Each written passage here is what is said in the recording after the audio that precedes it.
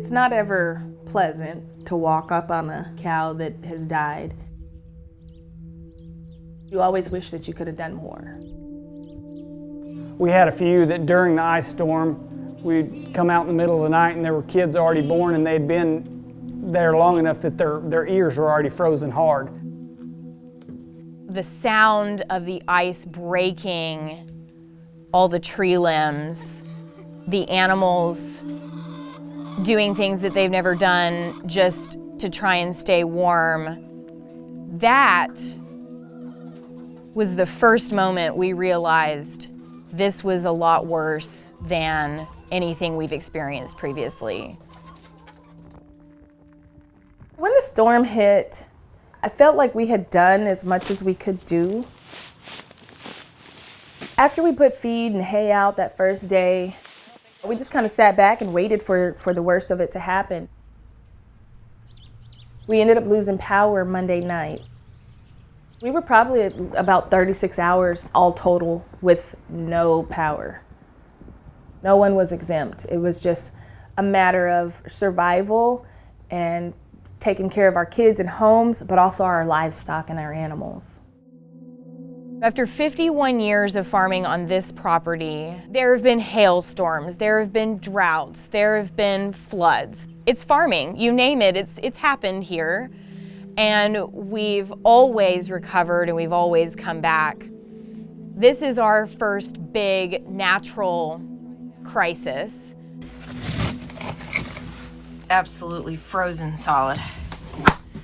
Animals were eating 2 to 4 times as much feed as they normally would to keep themselves warm, but the main concern was drinking water.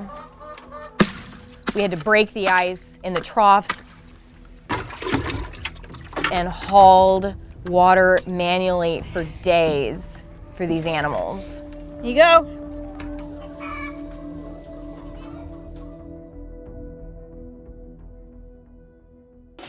The whole thing was very mentally exhausting just because it never stopped.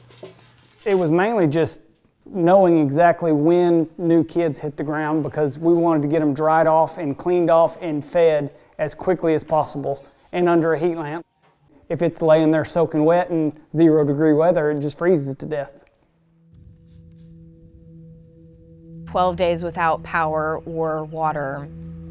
We're looking at loss in probably 90% of our income for 2 months.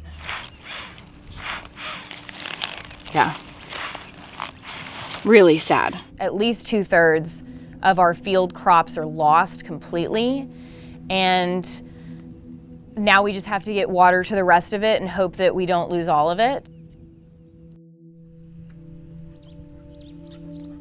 There were a total of 7 cows and a calf lost. It's also calving season. So if we're losing calves and mamas, it's really a double whammy.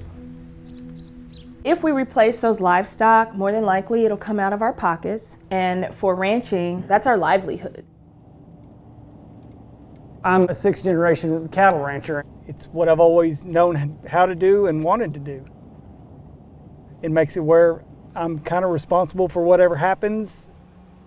I don't know how exactly you prepare for something like this, that it's kind of like preparing for those what they call 100-year floods. You have to be aware of them, but I don't know how to be economical to keep up enough supplies and everything stored just for something that may not happen again in my lifetime. I think that the extreme nature of what we have been seeing, whether it's rains, cold, or droughts, I noticed that over the years, these things seem to be more and more intense. The path forward to recovery is a lot of work. It's a lot of hands in the ground, time on the tractor, work. Nobody forces us to be here. We do this because we love it, it's in us. It's not for the faint of heart. We learn to roll with the punches. There's not a lot of time for sitting and sulking. There's not a lot of time for, crying and trying to figure things out. A lot of times we just jump in and go.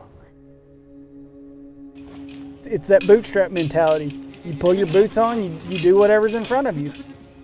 We've been tested, we have been challenged, and we've come through it. We're still going through it, but we are professionals and this is what we do. And so no matter what, we're going to get back on track and grow gorgeous, healthy food.